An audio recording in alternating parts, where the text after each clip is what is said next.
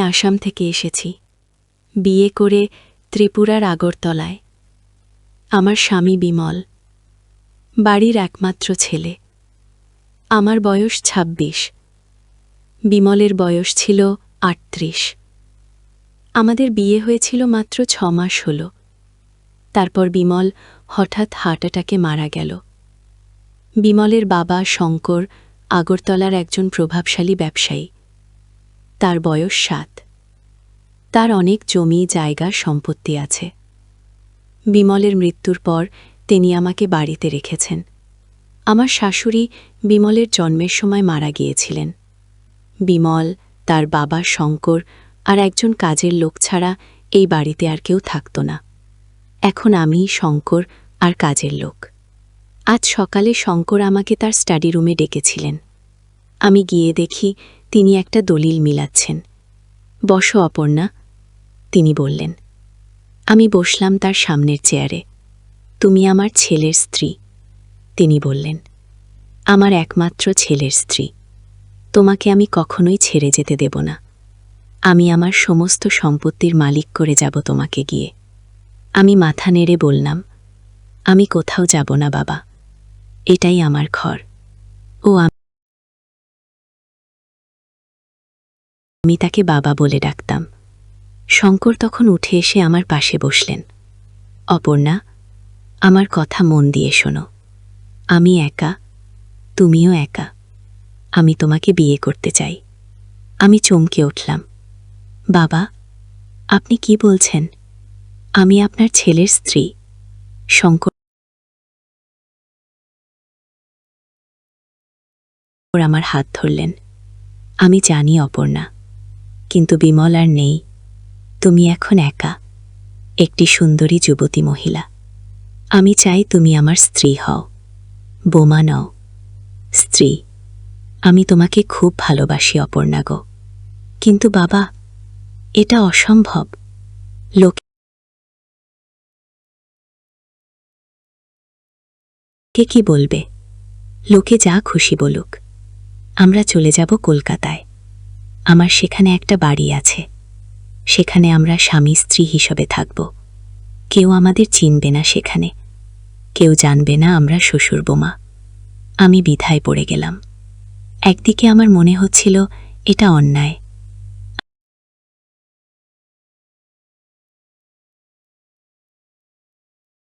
আমি কিভাবে আমার স্বামীর বাবাকে বিয়ে করতে পারি? অন্যদিকে আমিও একা। এই বাড়ি ছেড়ে আমি কোথায় যাব? ফিরে যাব আসামে? কিন্তু সেখানে আমার কে আছে? বাবা নেই, ভাই নেই, আমার যাওয়ার কোথাও নেই। তাছাড়া শঙ্করের কথায় একটা জিনিস লক্ষ্য করলাম। তিনি বললেন, কেউ জানবে না আমরা শ্বশুর বোমা। কি? কেন তিনি এটা লুকাতে চান? কলকাতা এত বড় শহর, সেখানে কে জানে আমরা কে? আমি ভেবে দেখব, আমি বললাম আস্তে করে। শঙ্কর বললেন, ঠিক আছে, ভেবে দেখো, কিন্তু বেশি দিন নয়।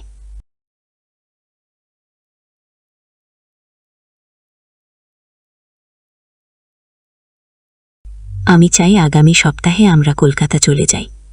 উঠে চলে এলাম। আমার হাত পা কাঁপছিল।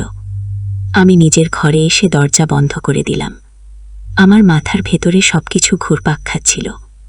কি করব আমি? রাতে যখন শঙ্কর ঘুমিয়ে পড়লেন, আমি চুপি চুপি বাড়ির বাইরে গেলাম। আমার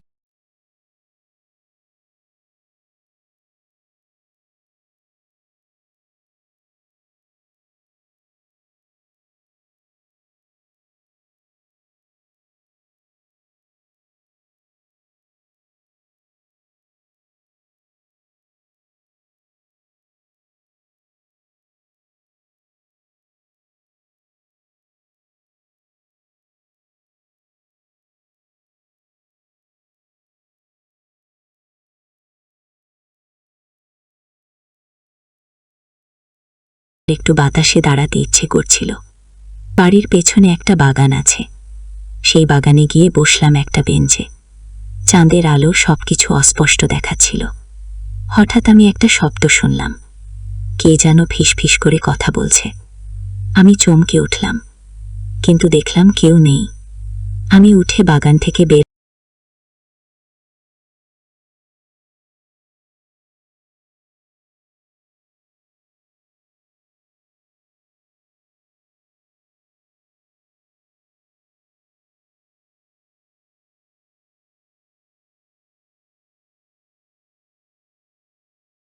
হয়ে বাড়ির দিকে এগোলাম।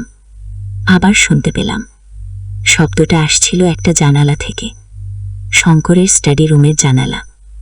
আমি সাবধানে জানালার কাছে গেলাম। ভেতরে মৃদু আলো জ্বলছিল। শঙ্কর ফোনে কথা বলছিলেন। তার গলার স্বর শুনে আমার বুকের ভেতর কেঁপে উঠল। একেবারে অন্যরকম শোনাছিল তার গলা। শুনতে লাগলাম। হ্যাঁ, সব ঠিক আছে, তিনি বলছিলেন। মেয়েটা রাজি হবে, আমি নিশ্চিত। ওর যাওয়ার কোথাও নেই, কিছু করার নেই, আমার সাথেই যাবে। না, তুমি চিন্তা করো না। আমি বললাম, না, আমার ছেলেও ঠিক এভাবেই মারা গেল। হ্যাঁ, ক্যাপসুলটা কাজ করল, 5 মিনিটের মধ্যে শেষ। কেউ সন্দেহ করেনি। হ্যাঁ, দ্য পারফেক্ট হার্ট অ্যাটাক। আমি নিজের কানকে বিশ্বাস করতে পারছিলাম না। Heart attack capsule? শঙ্কর কি বিমলকে মেরেছে? আমি হাঁটু কেড়ে বসে পড়লাম। আমার পা আর আমাকে ধরে রাখছিল না।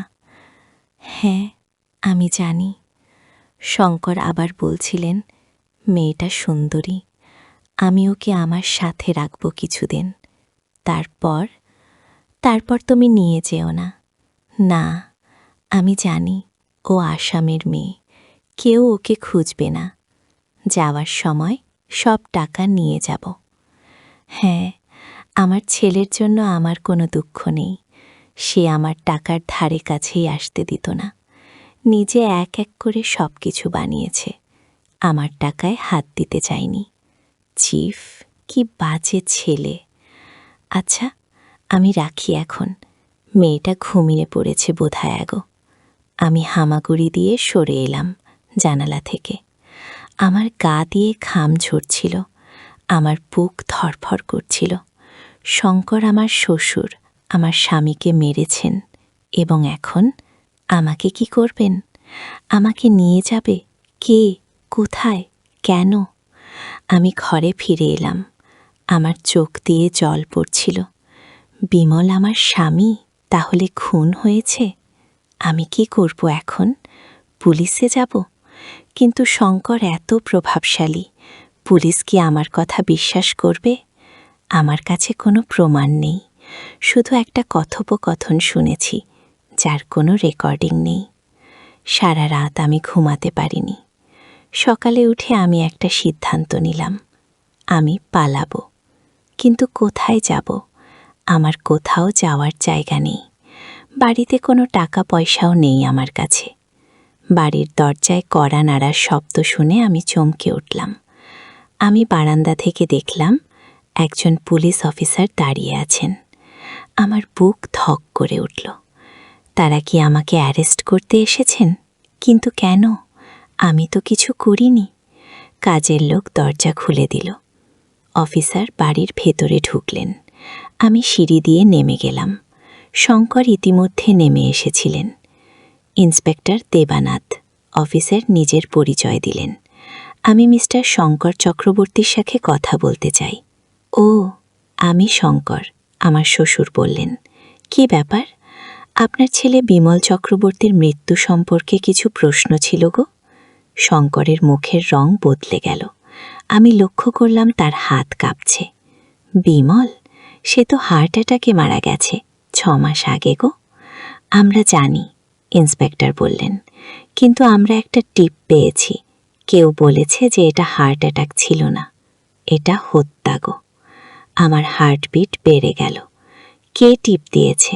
আমি নই। তাহলে কে? শঙ্কর আমার দিকে তাকালেন। তার চোখে আগুন জ্বলছিল। এটা অসম্ভব, তিনি বললেন। ডাক্তার নিজে হার্ট অ্যাটাক কনফার্ম করেছিলেন গো। হ্যাঁ, ডাকমিত্র, তাই না? ইন্সপেক্টর বললেন, তার নোটবুক দেখে। আমরা তার সাথে কথা বলেছি, তার মনে আছে অবশ্যই। তবে আমরা চাইছি বিমলের দেহ এক্সিউম করে পোস্টমর্টেম করাতে গো। শঙ্কর ঘামতে শুরু করলেন। কিন্তু কেন? কে বলেছে এটা হত্যা? আমরা সেটা প্রকাশ করতে পারবো না, ইন্সপেক্টর বললেন। তবে আমরা আপনার অনুমতি চাইছি দেহ এক্সিউম করার জন্য। তবে আমাদের কোর্ট অর্ডারও আছে, যদি আপনি রাজি না হন গো। শঙ্কর থতমত খেয়ে গেলেন। তারপর বললেন, ঠিক আছে, আমি কি করতে পারি বলুন। ইন্সপেক্টর কিছু কাগজপত্র তাকে দিলেন। শঙ্কর সেগুলোতে সই করলেন। তারপর ইন্সপেক্টর আমার দিকে তাকালেন। আপনি মিসেস অপর্ণা? তিনি জিজ্ঞাসা করলেন। আমি মাথা নাড়লাম। আপনার সাথেও আমি কথা বলতে চাই, তিনি বললেন। আপনি কি আমার সাথে থানায় আসবেন? আমি শঙ্করের দিকে তাকালাম। তার চোখে আমি ভয় দেখতে পেলাম। আমি জানি তিনি ভাবছেন, আমি কি শুনেছি কাল রাতে? আমি কি জানি? অবশ্যই, আমি বললাম। অপর্ণা? শঙ্কর বললেন, তুমি কি করছো? তোমার কি থানায় যাওয়ার দরকার আছে? আমি মিস্টার বিমলের স্ত্রী। আমি ইন্সপেক্টরের দিকে তাকিয়ে বললাম, আমার স্বামীর মৃত্যু সম্পর্কে যদি কোনো প্রশ্ন থাকে, আমি অবশ্যই সাহায্য করতে চাইবে। শঙ্কর কিছু বলতে যাচ্ছিলেন, কিন্তু থেমে গেলেন। আমি দেখলাম তার চোখের রাগ এবং হতাশা। আমি ইন্সপেক্টরের সাথে থানায় গেলাম। থানায় পৌঁছে তিনি আমাকে তার অফিসে নিয়ে গেলেন। সেখানে আরও একজন অফিসার বসেছিলেন। ইন্সপেক্টর আমাকে বসতে বললেন। মিসেস অপর্ণা, তিনি বললেন, আমরা একটা টেক পেয়েছি যে আপনার স্বামীকে হত্যা করা হয়েছে। এটা কি সত্য? আমি থতমত খেয়ে গেলাম। আমি জানি না। কাল রাতে আমি কিছু শুনেছি। কি শুনেছেন? দ্বিতীয় অফিসার জিজ্ঞাসা করলেন। আমি যা শুনেছিলাম সব বললাম। শঙ্করের ফোন কল, ক্যাপসুলের কথা, তার কথোপকথন, আমাকে নিয়ে যাওয়ার কথা। ইন্সপেক্টর ধীরে ধীরে মাথা নাড়লেন। আমরা জানতাম। গো, আপনারা জানতেন? আমি অবাক হয়ে জিজ্ঞাসা করলাম। কিন্তু কি করে? মিস্টার বিমলের একজন বন্ধু আমাদের সাথে যোগাযোগ করেছিলেন, ইন্সপেক্টর বললেন। তিনি বলেছিলেন যে বিমল তাকে বলেছিলেন যে তার বাবা তাকে মারতে চান। কিন্তু কেন? টাকার জন্য, দ্বিতীয় অফিসার বললেন। আমরা জানতে পেরেছি যে শঙ্কর চক্রবর্তী প্রচুর কর্জে ডুবে আছে। তার বিজনেস ভালো যাচ্ছে না। বিমল অন্যদিকে খুব সফল ছিলেন। আপনি নিজেই বললেন বিমল তার বাবার টাকায় হাত দিতেন না, নিজের সব কিছু করেছিলেন। গো। তাছাড়া ইন্সপেক্টর বললেন, বিমলের একটা বড় লাইফ ইন্স্যুরেন্স পলিসি ছিল, 1 কোটি টাকা। তার মৃত্যুর পর সেই টাকা শঙ্কর পেয়েছেন।